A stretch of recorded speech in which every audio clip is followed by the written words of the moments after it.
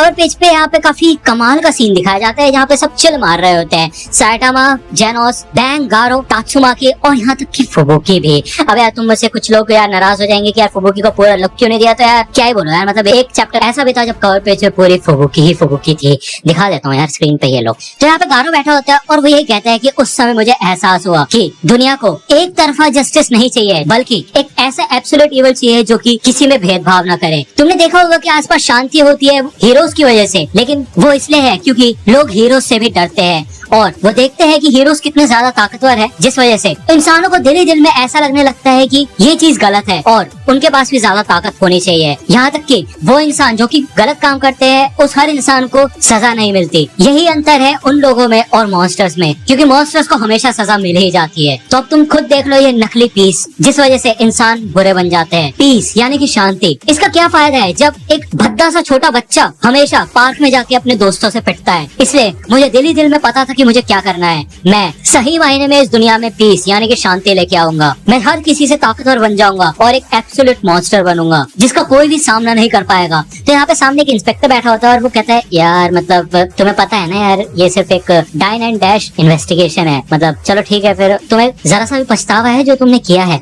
तो यहाँ पे गारो तो चिल्ला रहा होता है, तो पीछे से आके बैंग उसके सर पे देके मारता है और कहता है जो वो पूछ रहा है उसका जवाब दो, समझे। पुलिस स्टेशन से निकलने के बाद बैंग उसका सर झुकवाता है जबरदस्ती। और आपको पता होना चाहिए जापानीज कल्चर में यहाँ पे सर झुका के अलविदा किया जाता है, फिर रिस्पेक्ट दी जाती है, बॉ किया जाता है। यहाँ से बैंग और गारो दोनों के दोनों साथ जा रहे होते हैं और बैंग कहता है कि यार कितनी सरदर्दी थी, मतलब जो भी तुमने डैमेज कॉज किया था उसकी इन्वेस्टिगेशन पिछले हफ्ते ही खत्म हुई है और अब फाइनली हम उन विक्टिम्स के पास जा सकते हैं जो कि तुम्हारा शिकार हुए थे और उनसे जाके माफी मांग सकते हैं। तो गारो कहता है देखो मुझे मत बताओ मुझे क्या करना चाहिए, ठीक है, तुम मेरे बाप नहीं हो। तो यहाँ पे हमें बताया जाता है कि यार इतना सब होने के बाद भी भाई गारो के पेरेंट्स इधर डिटेंशन पुलिस स्टेशन में नहीं आए थे। तो बैंक कहता है कि देखो यार मेरा ये सर काफी बुढ़ा हो चुका है, लेकिन मुझे खुशी है कि अभी भी ये इतना तो कर ही सकता है कि तुम्हारे पेरेंट्स की जगह मैं जाके उन विक्टिम्स के सामने अपना सर झुका सकता हूँ और उनसे माफी मांग सकता हूँ। कोई भी पेरेंट बन सकता है, बस सामने एक बच्चा होना चाहिए, और कोई भी टीचर नहीं बन सकता जब तक वो सामने वाले को रास्ता न दिखा सके। तो गारो कहते क्या बकवास कर रहे हो यार तुम। तो बैंक कहता है हाँ नाक में दम कर दिया तुमने मेरे, लेकिन ठीक है कम से कम तुमने मेरी इतनी तो मदद की कि मैं तुम्हें आसानी से ढूंढ पाया। तो यहाँ पे हमें दिखाया जाता है कि एक झरने के नीचे गारो बैठा होता है। ये हमें पहले का सीन दिखाया जाता है, याद होगा आपको पिछले चैप्टर में गारो वहां से भाग गया था, तो फाइनली वो इधर आ चुका था मेडिटेशन करने के लिए। बैंक उसे यहाँ पे आके ढूंढ लेता है और गारो कहते हैं वाह बूढ़ा आदमी इतनी आसानी से ढूंढ लिया मेरे को। तो बैंक मन में कहता है कि कैसे लगती इतनी देर, मतलब मैंने ही तुम्हें ये सारी जगह दिखाई थी जहाँ पे सीक्रेट ट्रेनिंग की जाती है और मेरे ख्याल से तुम ही चाहते थे कि मैं तुम्हें ढूंढ लूं।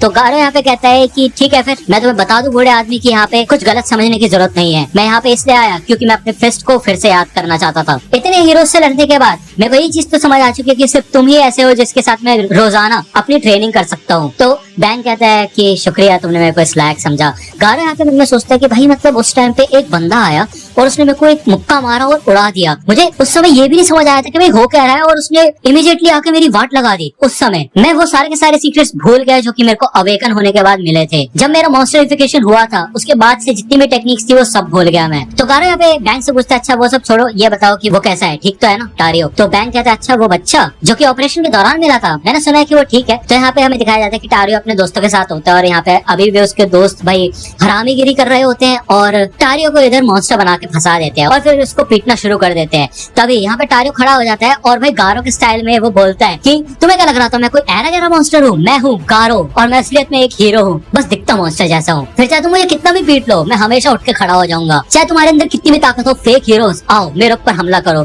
तो ये बच्चे कहने लग जाते हैं भाई ये क्या बोल रहा है, तो कौन सी स्टोरी बना रहा है, तो अपने आप से ऐसा कुछ नहीं होता ठीक है। तभी पीछे काफी कमाल की गाड़ी आती है जिसमें वगन्मा होता है और वो भाग के टारियो के पास आके बोलता है कि हे वगन्मा क्या तुम मेरे साथ मेरे घर चलोगे, मैंने नया गेम खरीदा है वो हम साथ मिलके खेल सकते हैं। तो टारियो कहते हैं क्या बात है कमाल है। यहाँ पे बच्चे सोचते हैं ओ ये तो यार वो अमीर आदमी की औलाद है ना, ये टारियो इसको कैसे जानता है। हे टारियो तुम वगन्मा को कैसे जानते हो, तुम उसके दोस्त हो। तो टारियो कहता है हाँ ये दोस्त है मेरा। तो टारियो कहता है हे वगन्मा ये मेरे दोस्त है, मैं इनको अपने साथ लेके चल सकता हूँ। तो वगन्मा कहता है हाँ जरूर। तो टारियो कहते हैं हे देखो ये मान चुका है, चलो हम साथ मिलके खेलेंगे। तो ये बच्चे सोचते हैं यार सही मौका है, मतलब चलते हैं, चलो चलो चलो। यहाँ पे हमें दिखाया जाता है कि वगन्मा के पास चाइल्ड एम्पायर की वो बैग आ चुका होता है जिसमें मल्टी टूल्स होते हैं और वो यहाँ पे इन बच्चों के सामने शो ऑफ करता है। उसका बाप बोलता है कि हाँ, उस इंसिडेंट के बाद वैसे मेरा बच्चा काफी बड़ा हो चुका है। यकीन ही नहीं होता कि बच्चे कितनी जल्दी बड़े हो जाते हैं। वो कहते हैं ना, जैसा बाप वैसा बेटा। तो यहाँ पे मगरमा हकी अपने बाप को धक्का मारने लग जाता है, कहता है प्लीज जगह बनाइए डैड, पीछे होइए पीछे होइए। तो यहाँ पे गारो को जब ये सुनने में आता है कि यार टारियो ठीक है, तो वो भी बोलता है कि अच्छी बात है टारियो, हमेशा खुश रहना और मैं भी यही करूंगा। तो ठीक है फिर बूढ़े आदमी, मैं चाहता हूँ कि तुम मेरे और बाकी हीरोज के बीच में एक फाइटिंग कॉन्टेस्ट रखवाओ। मॉन्स्टर बनने के बाद मैं तुमसे, बॉम्ब से, फ्लैश, ब्लास्ट और उस गंजे आदमी से लड़ाता है कि नहीं। अगर मैं फिर से उन सबको हरा देता हूँ तो हो सकता है कि मैं फिर से किसी तरह अवेकन हो जाऊं और इस बार शायद मेरे को मॉन्स्टर बनाने की जरूरत ना पड़े। तो बैंक कहता है अच्छा बच्चे, तुम्हें सच में ऐसा लगता है कि तुम मुझे इतनी आसानी से हरा लोगे? तो ज्यादा मत सोचो, ठीक है। और वैसे भी अब मेरी हालत पहले से काफी ज्यादा बेटर हो चुकी है, थैंक्स टू मेटल नाइट। उसने मेरा फुल बॉडी मेंटेनेंस किया था, उसके बाद मेरे को काफी अच्छा महसूस हो रहा है। तो अच्छा रहेगा कि तुम पूरे तरह से प्रिपेयर हो क्या हो, ठीक है। यहाँ पे हमें हीरो एसोसिएशन का सीन दिखाया जाता है और सेकिंगर कहता है ये तुम क्या कह रहे हो, सिल्वरफैंग का सक्सेसर? तो सिच कहता है हाँ, सिल्वरफैंग अब गारो का गार्डियन बन चुका है और अब वो उसे हीरो एसोसिएशन में लेके आना चाहता है और इसी वजह से उसने अपना रेजिग्नेशन लेटर दे दिया है। तो सेकिंगर कहता है लेकिन सिल्वरफैंग के जाने से काफी प्रॉब्लम आ सकती है और मुझे नहीं लगता कि वो लड़का सिल्वरफैंग की जगह भर सकता है। वो तो आप उसे देख के ही पता चलेगा, और अगर वो सच में उसकी जगह भर सकता है तो जल्द से जल्द उसका नाम पोस्टर्स में होना चाहिए। तो वो लड़का दिखता कैसा है? तो सिच कहता है कि हाँ मतलब तुम खुद ही देख लेना, है ना, क्योंकि यार बेसिकली यहाँ पे सिर्फ सिच को पता होता है कि वो लड़का और कोई नहीं बल्कि गारो होता है। अब सिच मन में ये कहता है कि हमारे पास और कोई चारा नहीं है बजाय सिल्वरफैंग के ऊपर ट्रस्ट करने के कि वो गारो की अकड़ ठिकाने ले आए और उसको सही रास्ता दिखाए। अगर हम गारो को हीरो एसोसिएशन में लेके आते हैं तो बाकी हीरोज इसका पूर्ण विरोध करेंगे, लेकिन इसके अलावा और कोई चारा नहीं है, क्योंकि वो जो भविष्यवाणी थी जिसमें ये कहा गया था कि दुनिया कभी भी तबाह हो सकती है, उसके लिए हमें अभी भी पूरी तरह से तैयार होकर रहना है और वही अभी सबसे ज्यादा इंपॉर्टेंट है। यहाँ पे हमें फिर से बैंक का सीन दिखाया जाता है और वो कहता है कि यार मतलब तुम बच्चे तो हो, तो मैं तुम्हारे साथ दारू पीने तो जा नहीं सकता, तो इससे बेटर ये रहेगा कि हम दोनों आपस में बात करने से शुरुआत करते हैं। तो बताओ मुझे कोई लड़की पसंद है तुम्हें? तो गारो यहाँ पे शॉक हो जाता है और वो कहता है क्या बकवास कर रहे हो तुम, और ऐसी घटिया बातें मत करो मेरे साथ। तो बैंक कहता है देखो कोई भी हो सकती है, कोई आइडल होगी, एक्ट्रेस होगी कोई। तो गारो कहता है यार तुम भी नाक में दम कर रहे हो, इतना पूछ रहे हो तो ठीक है बता देता हूँ। गो रेंजर के अंदर वो जो लड़की है ना जो गो येलो का रोल प्ले करती है, क्या नाम है उसका, कायरो ऐसे कुछ है ना। तो बैंक कहता है अच्छा वो एक्ट्रेस जो सेंटाई शो में, ओहो मतलब ये तो मैंने सोचा भी नहीं था। लेकिन कहा जाता है ना कि जो येलो वाले सेंटाई होती है वो ज्यादातर करी लविंग टाइप्स होती है, मतलब उन्हें मतलब करी काफी ज्यादा पसंद होती है ना।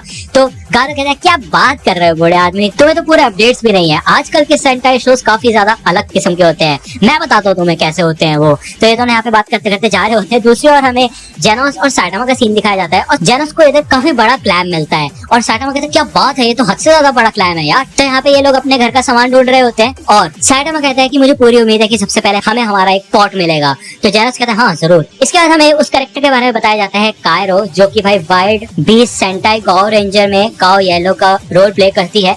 और बेसिकली यहाँ पे गारो को ये इसलिए पसंद है क्योंकि ये एक्ट्रेस बिल्कुल गारो की मॉम की तरह दिखाई देती है, लेकिन गारो की मॉम की तरह अच्छे दिल की नहीं है ठीक है, समझ रहे हो ना, मतलब यार गारो की मॉम थोड़ी बुरी होगी यार, मतलब गारो बुरा नहीं है, मतलब है ठीक है यार छोड़ो।